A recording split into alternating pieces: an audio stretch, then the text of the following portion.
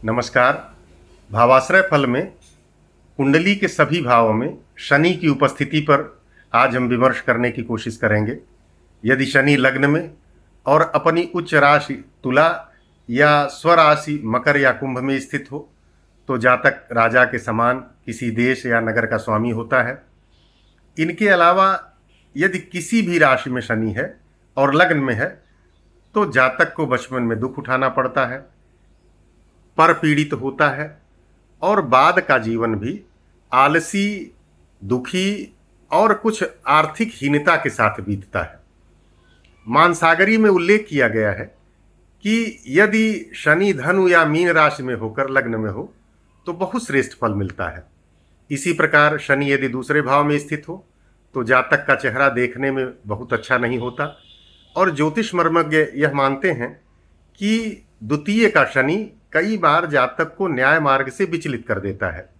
उसके धन में कुछ कमी होती है, परंतु अपने जीवन के उत्तरार्ध में जातक अपना मूल निवास स्थान छोड़कर किसी अन्य स्थान पर चला जाता है और वहां पर उसे धन और सभी प्रकार के सुख प्राप्त होते हैं। अब यदि तृतीय भाव में शनि हो तो जातक अत्यंत बुद्धिमान, उदार और हर प्रकार का सुख प्राप्त करता है। उसे जीवन साथी का अपार सुख मिलता है, किंतु जातक कुछ आलसी होता है तथा दुखी रहता है। चौथे भाव में यदि शनि हो तो चौथे घर के से संबंधित सुख में कुछ कमी करता है, हानि करता है, गृह हानि करेगा, माता के लिए भी परेशानी होगी। चौथे घर का शनि बचपन में जातक को रोगी बनाता है, क्योंकि चौथा घर सुख का स्थान है। तो शनि यहाँ बैठकर जातक के सुख में कमी करता है, जातक को दुख प्रदान करता है। यदि पंचम में शनि है तो जातक कुछ शठ स्वभाव का होगा। ज्ञान, पुत्र, धन, हर्ष, इन तीनों चीज़ों की कमी जातक के जीवन में होती है। जातक की बुद्धि कुछ भ्रांत रहती है।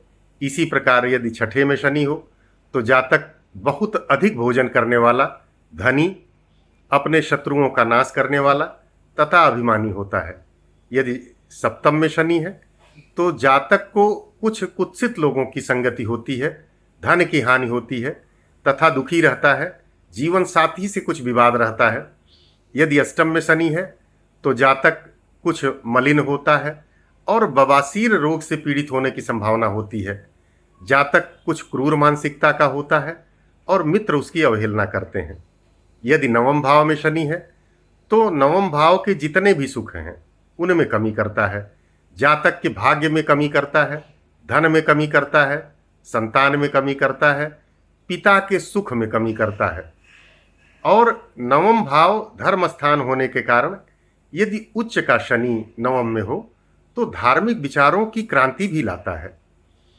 बलवान शनि यदि धर्म भाव में बैठे हों तो और उस पर गुरु की शुभ दृष्टि हो तो जातक धार्मिक तथा तपस्वी होता है। शनि वैराग्य उत्पन्न करते हैं। बलवान शनि दर्शनीय स्पर्श, सुख, वस्त्र आदि दिलाते हैं। और शनि जितने भी सब शब्द, स्पर्श, रूप, गंध, इनमें से वायु प्रधान होने के कारण स्पर्श का अधिष्ठाता है। किंतु यदि निर्बल शनि होगा तो मोटा वस्त्र दिलाएगा, खुदरा दिलाएगा और जैसे कंबल आदि दिलाएगा। और यदि शुभ ग्रहों की दृष्टि है और पाप ग्रहों से मध्य में कितनी दूर है, किस नक्षत्र में है, उस नक्षत्र का स्वामी कौन है, यह ग्रह किन राशियों में किन भावों के स्वामी है, कहाँ बैठा है, किन ग्रहों की दृष्टि है, आदि अनेक तथ्यों के आधार पर ज्योतिष मर्मज्ञ ग्रह प्रभाव की निश्चित फलादेश करना चाहते हैं और इसी प्रकार करते हैं। अब यदि दशम भाव में शनि हो तो उत्कृष्ट और श्रेष्ठ फल देता है। ऐसा व्यक्ति राजा हो सकता है, मंत्री हो सकता है, अत्यंत धनी, प्रसिद्ध और शूरवीर होता है, कृषि कार्य में तत्पर होता है। यदि 11वें भाव में शनि हो तो जातक को अच्छी आय आमदनी होती है, जातक शूरवीर होता है, निरोगी होता है, धनी होता है, दीर्घायु होता है और स्थिर संपत्ति का स्वामी होता है। 12वें में यदि शनि है तो उसका बहुत उत्तम फल नहीं माना जाता। जातक के संतान भाव में कुछ कमी आती है और कभी कभी द्वादश का शनि विकलांगता भी लाता है और ऐसे जातक को लोग मूर्ख शब्द से भी संबोधित करते हैं। द्वादश का शनि जातक को लज्जाहीन बनाता है, उसके शत्रु उसे दूर उत्सारित करते हैं, दूर फेंकते हैं। द्वादश का शनि दांतों में खराबी लाता है, नेत्र को भी हानि पहुंचाता है।